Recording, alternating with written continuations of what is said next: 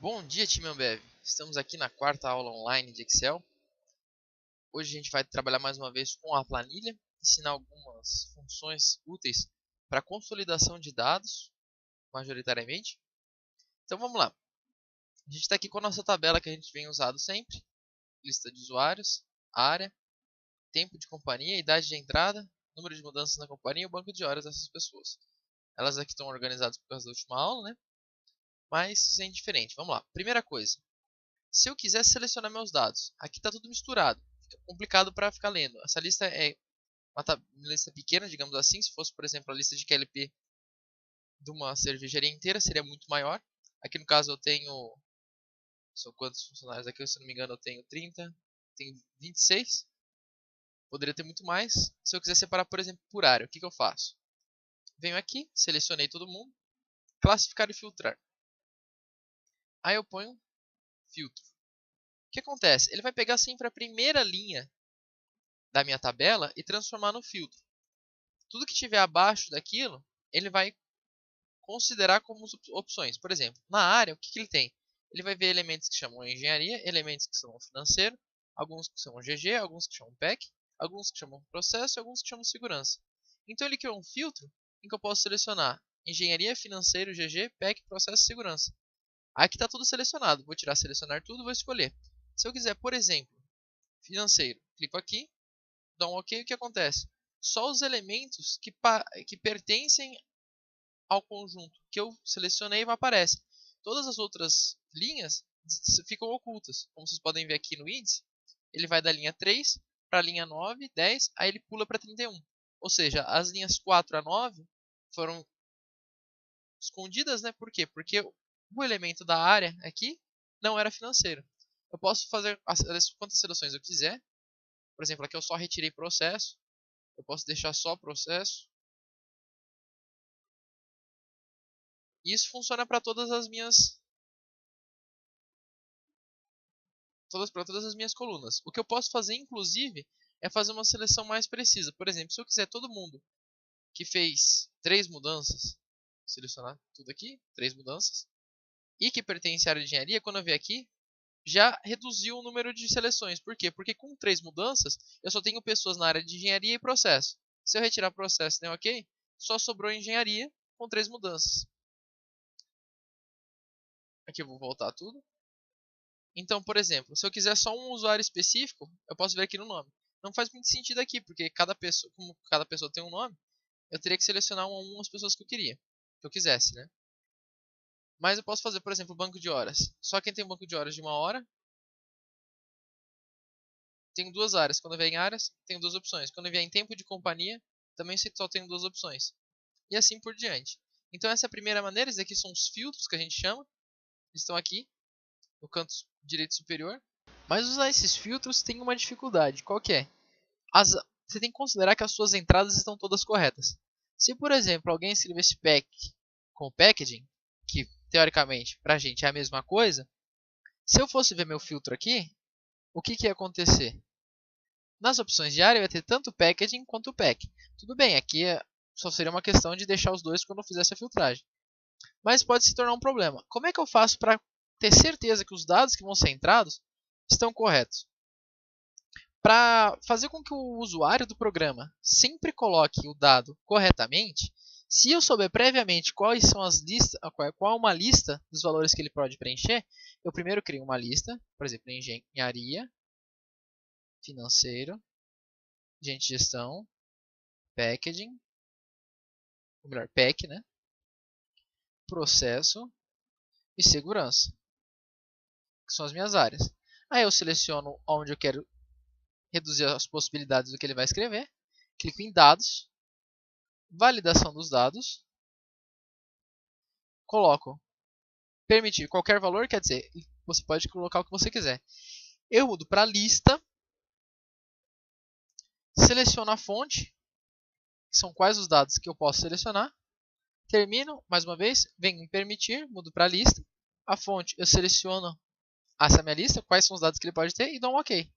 Agora aqui dentro, quando ele clicar para mudar, ele pode botar financeiro, gente de gestão, processo ou segurança, somente isso. Ele não pode escrever nada diferente, ele não pode tentar. Se ele tentar escrever, ó, o valor inserido não é válido. Outro usuário restringiu valores que podem ser inseridos nessa célula. Tudo bem? Então ele não vai conseguir escrever errado. Essa é a vantagem. Eu mudo para engenharia, aí eu vou pegar aqui e passo para todos. Todos estão como engenharia, seleciono um por um. Aí no caso, qual que eu quero. Vou voltar aqui. Então é assim que eu faço para passar adiante. Geralmente você faz isso antes dos dados estarem preenchidos. Mas essa é a ideia. Agora, se eu quiser, eu passo para todos eles. Eu consigo selecionar quais são os dados que eu tenho dentro desse elemento áreas, para que ninguém possa colocar um valor diferente. Por exemplo, seria impossível chegar e colocar que a pessoa pertence a packaging e não pack, ou escrevesse packaging errado, alguma coisa do gênero que pudesse dificultar um outro programa. Se, por exemplo, eu tivesse uma macro que pedisse para pegar todo mundo que tem que está na área de pack, se por um acaso alguém tivesse colocado um dado errado, ela não funcionaria corretamente. Então, limitar as opções de entrada me dão mais certeza de que programas posteriores vão funcionar. Uma outra coisa que a gente pode fazer para trabalhar melhor com os dados é o quê? Se eu quiser procurar um elemento específico, eu quiser trabalhar com a tabela grande, mas eu não quiser ficar procurando na minha tabela porque isso dá trabalho. Se eu precisar de tempos em tempos procurar o tempo de companhia de alguém, por exemplo, com base no nome dessa pessoa, o que eu vou fazer? Tem uma função muito específica que faz isso, vou chamar procv. Vamos escrever aqui então, por exemplo, eu quero achar um nome, aliás, dado um nome, eu quero o tempo de companhia. Como é que esse procv vai funcionar? Vamos escrever aqui, igual a procv. Procura um valor na primeira coluna à esquerda de uma tabela e retorna um valor na mesma linha de uma coluna especificada. Ou seja, ele vai pegar uma palavra, ou um valor que eu selecionar, vai procurar na primeira coluna, que no caso aqui vai ser a lista de usuários, porque eu quero essa tabela aqui, e retorna um valor na mesma linha, ou seja, de mesmo nome que eu procurei, em uma coluna especificada. No caso, qual é a coluna que eu vou especificar? Tempo de companhia, porque é o dado que eu quero. Então, o que ele vai pedir? Valor procurado. Vai ser esse espaço aqui, onde eu vou selecionar o nome. Aqui dentro vai entrar o valor. Qual que vai ser a matriz tabela? Vai ser essa tabela com os usuários. Aí ele pergunta, número índice coluna. É a primeira, segunda, terceira coluna, certo? Que essa é a minha tabela. O terceiro coluna é o tempo de companhia. Coloco 3. Enfim, procurar intervalo. Verdadeiro, correspondência aproximada. Falso, correspondência exata. Eu quero correspondência exata.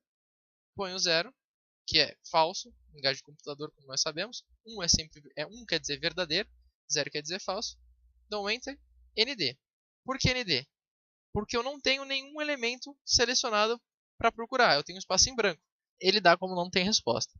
Se eu entrar com um nome, para que ele possa procurar. Por exemplo, o Jonas.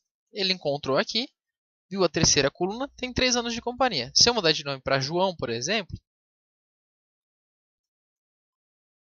12 anos de companhia, está correto. Posso também mudar a coluna, que eu botei a terceira, se eu botar a segunda, ele vai me dar a área. Opa, eu botei 32, é 2. Gente, gestão, achou a área do João. Se eu mudar de volta para o Jonas, ele encontrou a área do Jonas, que no caso é engenharia. Então, assim que funciona o meu procv. Sempre lembrando, primeiro o valor procurado, do lado a matriz a que ele pertence, depois a coluna e no final o intervalo dizendo se é valor exato ou não. Se eu puxar esse procv para baixo, o que vai acontecer? Ele está dando ND. Lembra que eu falei desde a primeira aula? Quando eu puxei para baixo, todos os valores que faziam referência a espaços na planilha também desceram. Então, ao invés de estar pegando aqui, ó, tá vendo o azulzinho aqui embaixo do Jonas? Ele está querendo pegar aqui o nome da pessoa. Tá vendo a matriz onde ele está pegando valores? Também se locomoveu. Se eu fosse fazer isso, se eu quisesse procurar duas pessoas distintas, eu travaria o nome aqui. Então aqui seria C, cifrão 4, ATH, cifrão 30. E aqui, por exemplo, eu posso procurar o João, que está na hora que eu queria. Puxei para baixo. Agora, com o cifrão, eu mantenho a matriz selecionada corretamente. Eu deixo realmente descer aqui o nome que eu estou procurando, porque eu estou procurando um nome distinto. Dá dando certo. Se, por exemplo, eu quisesse procurar diversos dados para a mesma pessoa, eu poderia puxar para o lado, ou se eu puxar para baixo, por exemplo, eu ponho o cifrão 4 para continuar procurando do Jonas, esse valor que não importa. Então aqui eu estou pegando do Jonas. Se eu botasse aqui, por exemplo, 3, eu estou vendo o tempo de companhia do Jonas. Isso daqui podia estar aqui do lado, para estar procurando outro valor. Então é isso, assim funciona o PROCRIV. Ele é simples quando você quer variar, você sempre procura a mesma coisa em momentos diferentes. Você pode fazer isso para procurar numa tabela sem ter efetivamente que procurar na tabela descendo ou dando Ctrl F, alguma coisa do gênero. Uma outra maneira de trabalhar com essa resolução de dados, com essa síntese de dados, é a matriz dinâmica, que serve mais para você, depois que já trabalhou com isso, que você quer criar um relatório, por exemplo, ou só para visualizar mais facilmente, você vai selecionar seus dados, clica aqui em inserir, tabela dinâmica, pede para selecionar seus dados, a sua tabela ou intervalo já está selecionado, como vocês viram. Eu posso escolher ou criar uma nova planilha para apresentar essa tabela, ou na planilha existente, que é o que eu quero. Clico para escolher o local, quero que apareça aqui. Dou um OK, apareceu a tabela dinâmica. Aqui o que a gente está vendo? A gente está vendo uma lista de opções, que são o quê? São os nomes que eu dei a cada uma das colunas, são os títulos. E aqui embaixo eu vou ter 4 áreas. O que são essas 4 áreas? Primeiro, um é o filtro, rótulos de coluna, rótulo de linha e os valores. Os valores são os dados efetivos que vão estar dentro da minha tabela. Certo? Aqui eu tenho uma matriz, por exemplo, esses são os valores que eu tenho. Se eu quiser, por exemplo, selecionar, o que eu vou botar nas colunas? Eu vou falar que as minhas colunas são as áreas. Já apareceram aqui, certo? Todas as minhas áreas selecionadas. Quais vão ser as minhas linhas? As minhas linhas vão ser os usuários. Então eu vou aqui em rótulos de linhas. Cada linha tem um nome associado e aqui tem as colunas. Se eu pegar, por exemplo, o banco de horas e botar nos valores, o que eu vou ter? O Ademir vai ter as horas relacionadas ao Ademir e qual a área que ele pertence, porque essa foi o critério de seleção. Quando eu vejo aqui, eu tenho o total por linha e aqui eu tenho o total por coluna. Então, por exemplo, esse 52, aqui eu só criei um dado, vou voltar para outro. Esse 52, o que ele quer dizer? Ele quer dizer que o total de horas do package é 52. Aqui esse 52 é o quê? O total de áreas do processo também é 52. Enquanto em cada uma das pessoas, o máximo que eu vou ter vai ser o próprio valor interno, que não vai poder variar. Eu posso colocar outros valores, por exemplo. Eu posso colocar mudança. O que acontece? Só um problema. Ele não vai criar uma outra tabela. Ele vai só botar mais o dobro de linhas para colocar mudanças. Então aqui eu tenho banco de horas e mudança por área e por pessoa. Isso fica muito maior e fica um pouco mais complicado. Geralmente a gente trabalha com menos dados. O que eu posso fazer também? Aqui nesse filtro, ele é a parte mais interessante na realidade. Eu posso colocar que essas áreas, por exemplo, são no filtro. Aqui meus usuários são nas linhas ainda. E eu quero ver meu banco de horas. Se eu venho aqui em cima e seleciono as áreas, está vendo que está tudo? Eu ponho selecionar vários itens, tiro tudo. Se eu botar, por exemplo, financeiro, o que vai acontecer? Só vai aparecer as coisas do financeiro. Ao invés de dividir em diversas colunas, a área é um filtro que eu seleciono para poder aparecer. Então as linhas continuam sendo as pessoas, a coluna só tem uma que é o banco de horas, né, que é aqui para me mostrar que é o banco de horas, e as áreas têm que ser selecionadas aqui no filtro. Posso botar agente de gestão e financeiro. Aí é como um filtro convencional, como outro filtro que eu mostrei. É só você selecionar o que você quer, ele vai aparecer aqui. Se eu quisesse, eu poderia tirar os usuários daqui, colocar só a soma de banco de horas, e nas colunas eu tenho as minhas áreas, eu tenho o total da soma de banco de horas de cada uma das áreas, por exemplo. Também é muito útil. Você pode fazer quantas combinações você quiser para isso. Eu posso colocar o que eu quiser de filtro, eu posso colocar o que eu quiser de rótulo. Se eu quiser colocar, por exemplo, o número de mudanças no filtro, botar aqui, sei lá, 0, vai aparecer só quem teve 0 mudanças em cada uma das áreas para o banco de hora. Eu vou botar os usuários aqui aparecendo. Aí eu vejo quem teve 0 mudanças foram a Ieda, o Francis, a Mini e o Ademir. E assim por diante. Eu posso mudar como eu quiser, depende do que você quer ver. Então é simples a utilização. Você só precisa saber o que cada uma dessas caixas significa. Você precisa se habituar, para isso você precisa fazer exercício, para isso você precisa criar, etc. Mas é basicamente isso. Eu posso fazer também, criar fórmulas. Como a gente estava vendo, por exemplo, a idade da pessoa, eu também posso calcular isso. Eu vou botar mais uma vez aqui a área nas colunas, usuários nas linhas e banco de horas nos valores. Aliás, vou botar tempo de companhia nos valores. Se eu ver em fórmulas, campo calculado, eu estou calculando alguma coisa nova. Eu vou botar idade. Ou seja, eu vou criar um campo novo chamado idade, em que a fórmula vai ser igual ao tempo de companhia, que eu clico 2 vezes, mais idade de entrada.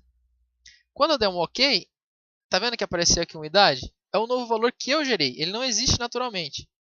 E aqui a soma da idade está aqui em valores. Então, por exemplo, vou tirar aqui a soma de tempo, o tempo da companhia. Eu vejo que a idade do Ademir, que pertence ao processo, é de 26 anos. E eu posso ver aqui a soma das idades por área. Essa idade é o novo valor que eu gerei. Eu posso colocar a fórmula que eu quiser em função desses valores que eu já tenho lá dentro. É uma maneira de melhorar ainda mais a minha tabela. Então é basicamente isso. Você pode também mudar o design. Nada muito significativo, geralmente isso não faz tanta diferença, né? Só se você quiser deixar mais bonito. Mas o funcionamento base é esse. Então agora vocês já sabem, quando vocês virem uma matriz dinâmica, uma tabela dinâmica, como ela funciona, ou como vocês podem gerar uma para fazer relatórios mais bonitos, para simplificar os dados e a apresentação. Eu vou ficando por aqui. Então a gente se vê da próxima vez. Lembrem-se de praticar, tentar usar, mesmo que seja um caso simples, só criar suas próprias tabelas para poder aprender. Vocês precisam dessa confiança para poder usar bem o programa. Estou ficando por aqui, a gente se vê na próxima aula. Bons estudos e bons trabalhos a todos.